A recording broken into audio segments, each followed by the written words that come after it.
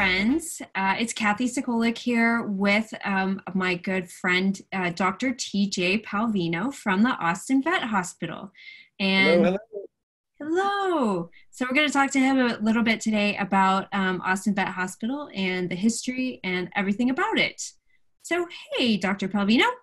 Hey, Kathy, how are you? Doing as well as we can be in this crazy time, pandemic situation. Right. Yeah.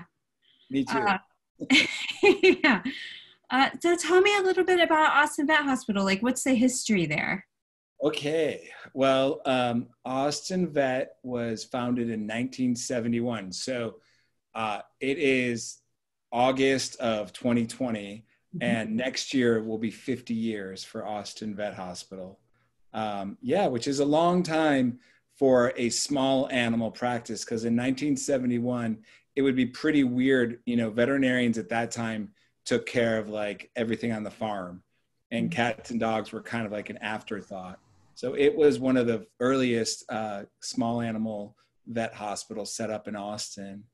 And it was founded by a guy named Charlie Allison right on I-35, which at that time I think was like really brand new. Like I-35 was like, had just finished, and it was over by St. David's Just Hospital. finished.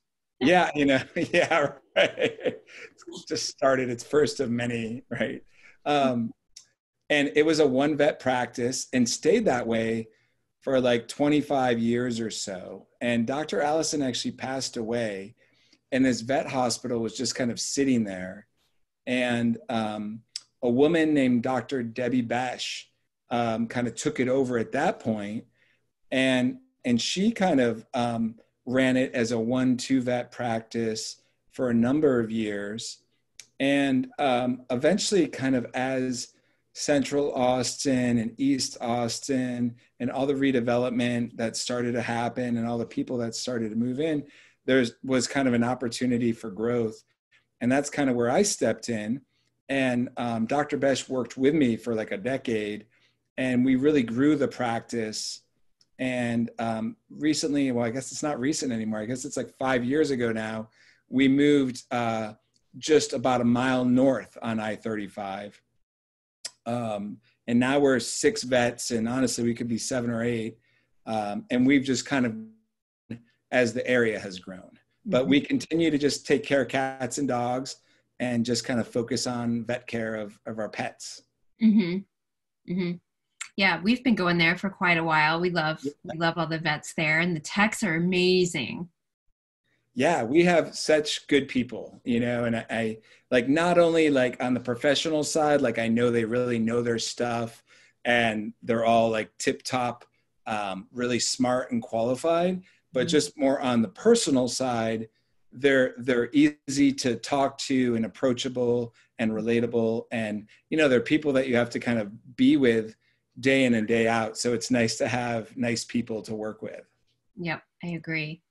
And do you guys do anything besides just straight up veterinary care? Do you ever board a few? So we do have kitty condos for cats. We actually have a whole floor of the hospital of this little thing behind me, which doesn't quite work, but the second floor doesn't have any animals on it. It's just like a break room and offices and stuff. But we have kitty condos up there so that cats, like if you're out of town for a week, we have these big kind of multi-story kitty condos where cats can hang out. We do offer a little bit of dog boarding, but we don't have a big outdoor yard or anything like that. Mhm. So we kind of tell folks like our boarding is not great for like young active dogs. They do better at a bigger place with room to run. But we tend to board like old dogs or dogs that are on lots of medicines, or dogs that just want to sleep all day and get Yeah, outside a few times for potty breaks. yeah, That's like our boarding clientele. yeah. We don't have grooming. We don't have like ancillary services. We're just doctors, and we kind of just focus on that pretty much. Mm-hmm. Yeah, that's great. Um, so what made you choose the location just a mile north of the original one? Yeah. So I chose Austin Vet Hospital mostly because I lived in the area.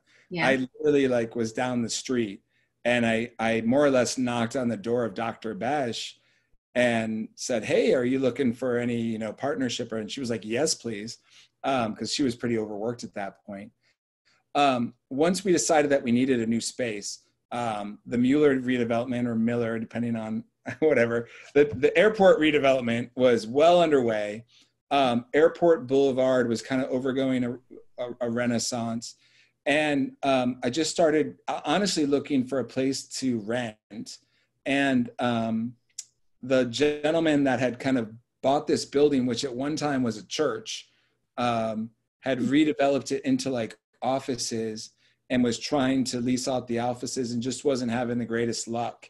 And so it just kind of worked out that we needed a place. We were fine with being on the highway, and he had this building and was just kind of ready to get rid of it.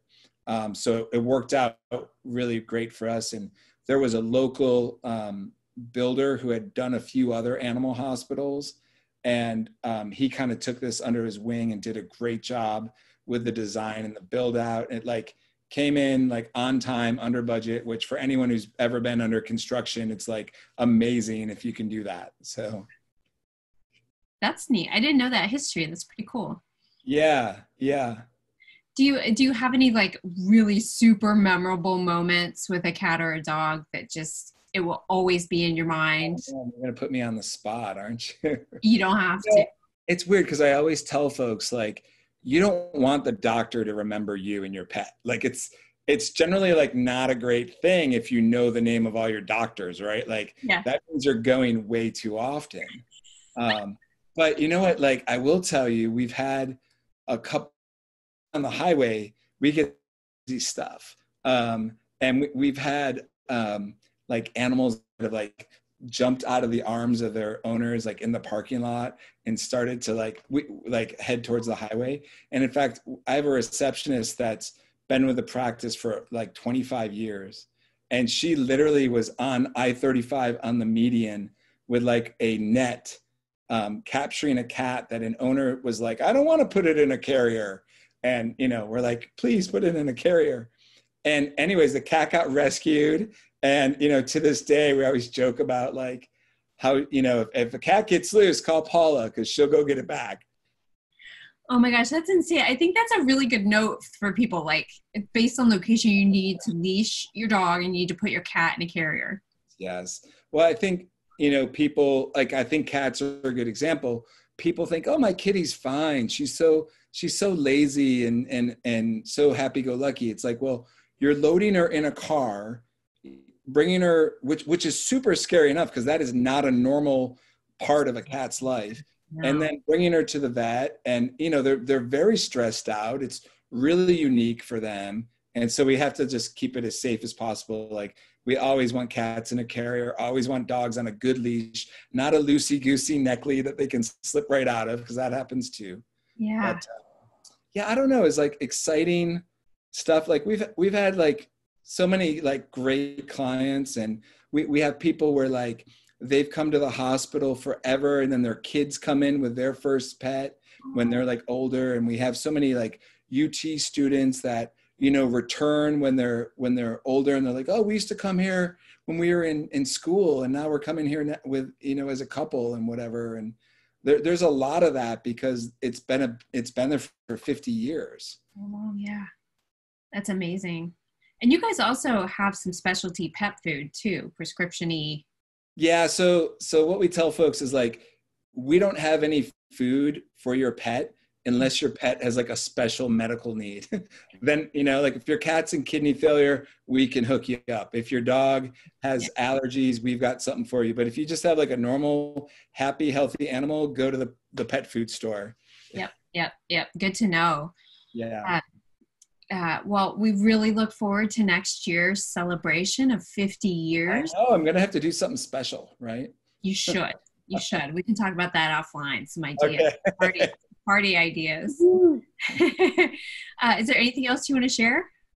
I don't know. I guess I'm just psyched that we've been a part of the community for so long, and we're not going anywhere. We're all Austinites. Half of the clinic lives right around the hospital. We still have folks that walk to work or ride their bike to work every day. And it's just cool, like in this day and age, to be like that, you know. And I think it kind of vibes with the whole. There's so many businesses in Central Austin and in East Austin that are going for like the hyper local market, you know. Mm-hmm. Yeah, that's the thing now. Like, how local can you get? But yeah, we need to support all y'all guys. Oh, one other question: are you guys doing anything different or unique during the COVID times? Yeah. So actually, like this is I've been on multiple Zoom meetings today because we can do some veterinary care over Zoom. So basically, the rules have been loosened a little bit for all kinds of doctors that, you know, it used to be like you really couldn't prescribe stuff or really do medical care over the phone or over Zoom or anything. But because of COVID, they've kind of let us do more. So like just earlier today, I had a client who was holding her cat up to her iPad to like show me this lesion on its muzzle. And I'm pretty sure it was an allergy lesion. And so I prescribed drugs based upon that Zoom meeting. But we're also, you know, more typically doing curbside. So I'd say the majority of our visits are kind of curbside. And then if the client has been feeling well and in a mask, we do let one person into the room and we maintain social distance. And, you know, we feel like we're able to communicate a little better face to face. But everyone is taking this real seriously. And we've been very lucky that we haven't had any COVID cases in our clinic, and we hope to keep it that way.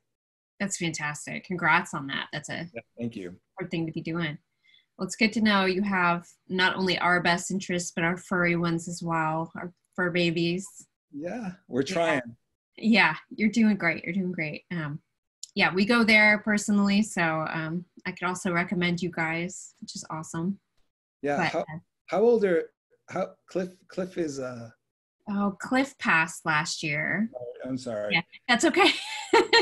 He was old. He was 18 and a half. And okay, we could round up to 19. That's a pretty good run. He was an old man. Almost a year ago now, that poor sucker passed. He was my best boy. And he went to Austin Vet Hospital for probably a solid 10 years. I was going to say, you guys visited the old place up the road as well. Yeah. Yep. And now Biddy, we take Biddy, and she's 9. Okay. Well, heck, that's young. I remember when I went in and you were like, well, Cliff is now senior. And I just started crying. I was like, no, he's not old. He's going to live forever. It happens to all of us, Kathy. I know. Me too. I'm definitely solid middle age now. So no. Things start going downhill. No. Oh, well, thanks so much for spending time with us today, Dr. Palvino. And I hope everybody can get out and keeping your pets safe and healthy with their regular vet visits. Yeah, well, thank you, Kathy. Thanks for doing this. Yeah. And you know, let me know if we can help you with anything else. Thank you. Okay. Bye-bye.